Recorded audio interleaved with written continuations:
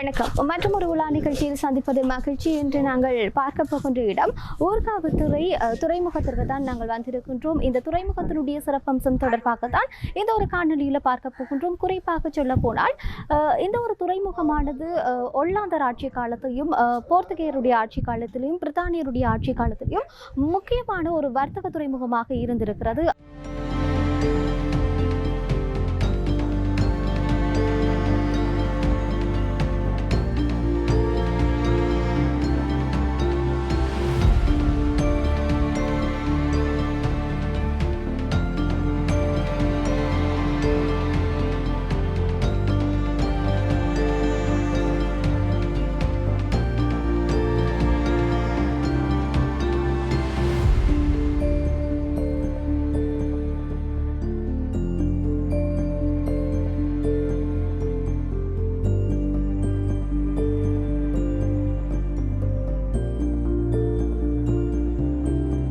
இலங்கையின் வடமாகாணத்தில் பண்டிகை சிறப்புமிக்க துறைமுகமாக விளங்கியது ஊர்காவத்துறை துறைமுகம்.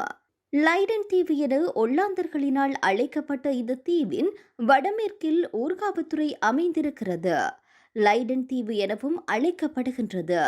நல்லூர் சுவாமி ஞானப்பிரகாசரின் வரலாற்று குறிப்பு ஒன்று இதை தனதீவு எனவும் குறிப்பிடுகின்றது. கிறிஸ்துக்கு முன் 6ஆம் நூற்றாண்டில் இருந்து ஊர்காவத்துறை துறைமுகமாக இருந்தது என சரித்திர ஆய்வாளர்கள் கூறுகின்றனர். ஊர்காவத்துறை துறைமுகமானது இயற்கை துறைமுகமாக அமைந்து காணப்படுகின்றது. இலங்கை தீவிலும் யாழ்ப்பாண ராஜ்ஜியத்தினதும் வட நீர்ப்பரப்பை பாதுகாக்கும் பொறுப்பினை இந்த துறைமுகம் பெற்றுள்ளது.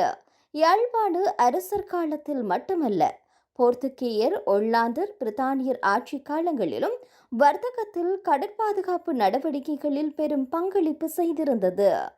இந்த துறைமுகம் பரப்பளவில் சிறியதாக இருப்பினும் இயற்கை துறைமுகத்திற்குரிய பண்புகள் பலவற்றை கொண்டுள்ளது. ஆழமான கடற்பரப்பை கொண்ட இந்த துறைமுகம் சிறிய கப்பல்களில் போக்குவரத்திற்கும் அவை தங்கி இங்கு நிற்பதற்கும் ஏற்றதாக உள்ளது. இந்த துறைமுகமானது 1688ஆம் ஆண்டு காலப்பகுதியில் இடம்பெற்ற யாழ்ப்பாணத்தின் மீதான முற்றுகை காலத்தில் டச்சுக்காரரின் ஆட்சியின் கீழ் கொண்டு வரப்பட்டது.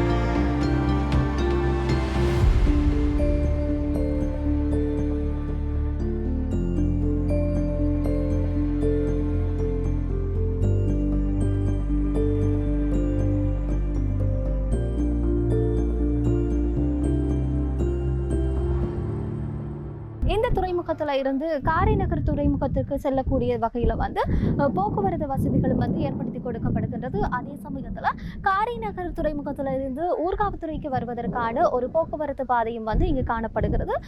சிறப்பான ஒரு விடயமாக இருக்கின்றது.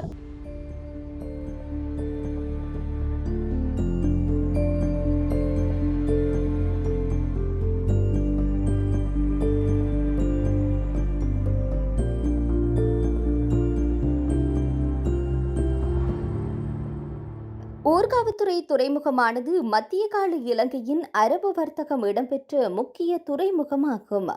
மகாபராக்கிரமபாகு மன்னனின் காலத்தில் திராவிட மொழியில் எழுதப்பட்ட நைனாதீவு தமிழ் கல்வெட்டு ஊர்காவத்துறை துறைமுகத்தில் சரக்கு கப்பல்கள் நங்கூரமிடப்பட்டிருந்ததை பற்றி விவரிக்கின்றன.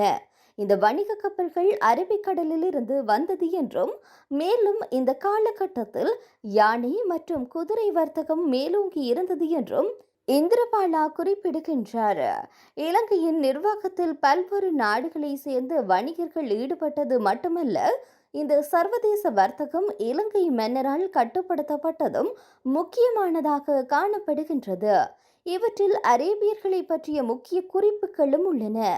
முதலாம் பராக்கிரமபாகு ஜாவர்களுக்கு தலைவர்களை நியமிக்க அமைச்சர்களுக்கு உத்தரவிட்டதாக சோழவம்சம் குறிப்பிடுகின்றது. கிறிஸ்துக்கு பின் 13ஆம் நூற்றாண்டில் பொருளாதார மற்றும் சமய நோக்கங்களுக்காக ஜாவக மன்னர் 2 முறை இலங்கை மீது படையெடுத்ததாக சூலவம்சம் குறிப்பிடுகின்றது. ஜாவக என்பது தற்போதைய தாய்லாந்து என்பது குறிப்பிடத்தக்கது. முதலாம் விஜயபாகுவின் காலத்தில் ஜாவகர்கள் மன்னரின் படையில் ஊதியம் பெற்று வந்ததாக யாழ்ப்பாண வைபவமாலை குறிப்பிடுகின்றது. இலங்கையின் ஆட்சியாளர் இந்த துறைமுகங்களிலிருந்து பெரும் வருமானத்தை ஈட்டி வந்திருக்கின்றனர்.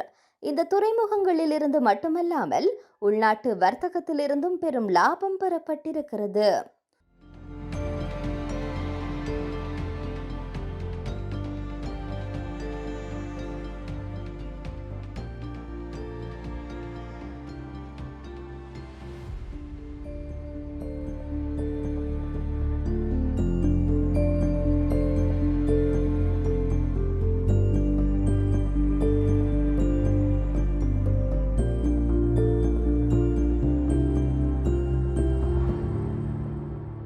இவ்வாறாக ஊர்காவத்துறை துறைமுகத்தினுடைய சிறப்பான பல விடயங்களை இந்த உலா நிகழ்ச்சியில பார்த்து மகிழ்ந்திருப்பீர்கள். மற்றும் ஒரு உலா நிகழ்ச்சியில் சந்திக்கும் வரை தயாரிப்பாளர் சகிராஜுடன் விடைபெற்றுக் கொள்ளும் நான் ரோஷானி மனோரஞ்சன். நன்றி.